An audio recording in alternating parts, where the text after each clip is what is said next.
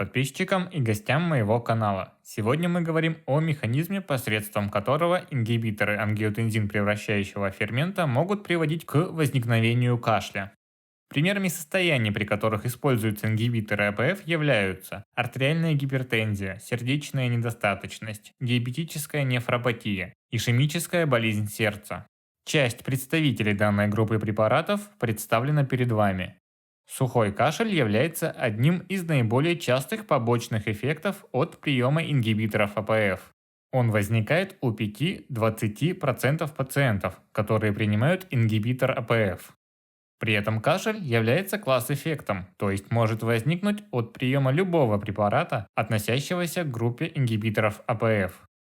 Механизм действия ингибиторов АПФ непосредственно связан с ренин-ангиотензин-альдостероновой системой. Вспомним основные моменты, касающиеся этой системы. Ренин-ангиотензин-альдостероновая система играет огромную роль в регуляции артериального давления. При ее активации артериальное давление повышается. Как устроена ренин-ангиотензин-альдостероновая система? В печени вырабатывается ангиотензиноген. Ангиотензиноген поступает в кровоток. Ангиотензиноген под воздействием фермента ренина превращается в ангиотензин-1. Откуда берется ренин? Ренин синтезируется в почках и поступает в кровоток. Что влияет на выработку ренина, можно узнать в другом видео. Ссылку я оставлю в описании под этим роликом. Образовавшийся ангиотензин-1 под воздействием ангиотензин превращающего фермента в мелких сосудах легких превращается в ангиотензин-2. Ангиотензин-2 приводит к повышению артериального давления. Каким образом? Рассмотрим основные механизмы. Ангиотензин-2, воздействуя на рецепторы, вызывает вазоконстрикцию артериол и в значительно меньшей степени вен. Констрикция артериол приводит к увеличению общего периферического сопротивления сосудов, а констрикция вен приводит к увеличению венозного возврата к сердцу.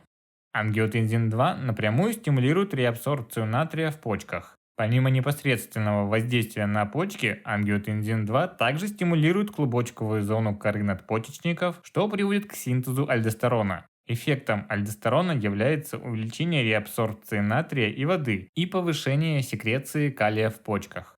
Ангиотензин-2 также воздействует на гипоталамус.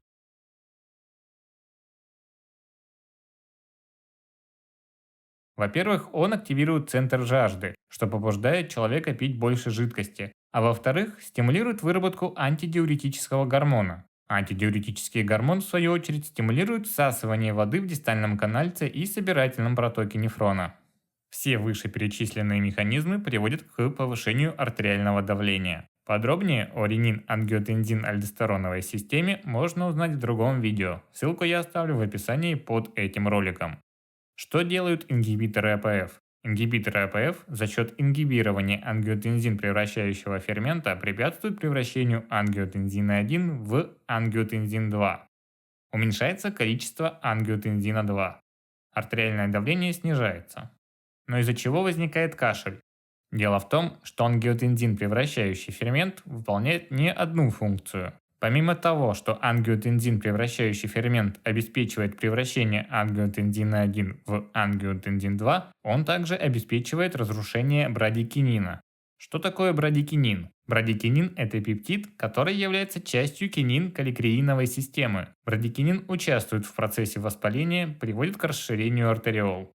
Поскольку разрушение брадикинина ангиотензин превращающим ферментом нарушается при приеме ингибиторов АПФ, брадикинин начинает накапливаться. Брадикинин накапливается в верхних и нижних дыхательных путях. Накопившийся брадикинин активирует ноцицептинные чувствительные волокна блуждающего нерва в легких. Активация этих волокон приводит к активации кашлевого центра. Возникает сухой кашель. Через какое время может возникнуть кашель после начала приема ингибиторов АПФ? Кашель может возникнуть через несколько часов после приема ингибитора АПФ. Но также кашель может возникнуть через месяцы и даже годы от начала терапии. Важной характеристикой этого кашля является то, что он проходит после прекращения приема препарата. Улучшение обычно начинается через 4-7 дней после отмены приема препарата. Исчезает кашель обычно через несколько недель, но может сохраняться до нескольких месяцев.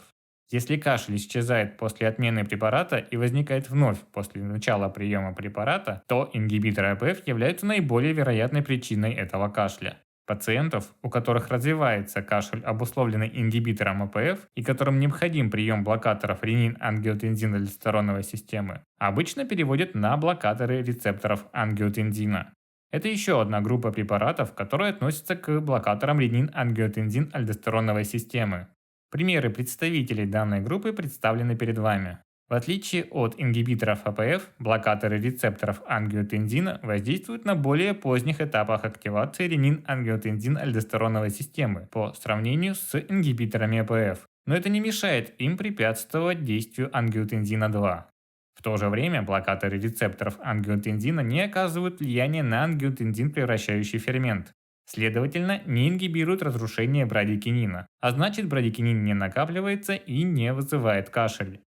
Подытожим. Одним из наиболее частых побочных эффектов от приема ингибиторов АПФ является сухой кашель. Согласно одной из наиболее распространенных версий, причиной этому, по крайней мере отчасти, является повышение уровня брадикинина, что связано с механизмом действия ингибиторов АПФ. Почему отчасти? Потому что на фоне приема блокаторов рецепторов ангиотензина-2, хоть и намного реже, кашель также может возникнуть. После отмены ингибитора АПФ кашель проходит, хотя и через разные промежутки времени. Вопрос о том, почему кашель возникает у одних пациентов и не возникает у других, остается открытым. На этом все. Спасибо за просмотр. Подписывайтесь на канал, группу ВКонтакте, ставьте лайк и до новых встреч!